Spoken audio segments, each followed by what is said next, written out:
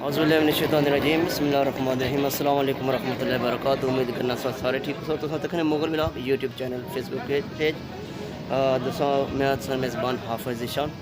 मौजूद हूँ समोट जिथे आई ड्राइविंग लाइसेंस मोबाइल वैन जनाब ए वसादत आई जनाब सबक कौंसलर जनाब चौधरी फाद जमील होर ने जिन्हें खसूसी कनाया अपनी कावश की और उन्होंने इनविटेशन पर ड्राइविंग लाइसेंस मोबाइल वैन इतना जिथे काफ़ी बड़ी तादाद बंदे लाइसेंस बनवाने पे क्योंकि एक कार भी कना लाइसेंस बनना पाया और इससे फ़ायदा उठाने मारे हर बंदा इतने इर्द गिर्द बंदे काफ़ी बड़ी तादाद आए और उठाना भी चाहिए ना क्योंकि तुसें पता बाद ही बंदा फिर औखाव है कि अज काफ़ी सख्ती है और चलान ठीक ठाक होने पे अगर तुम को सारे कागजात मौजूद है तो फिर सारी बचत है। लिहाजा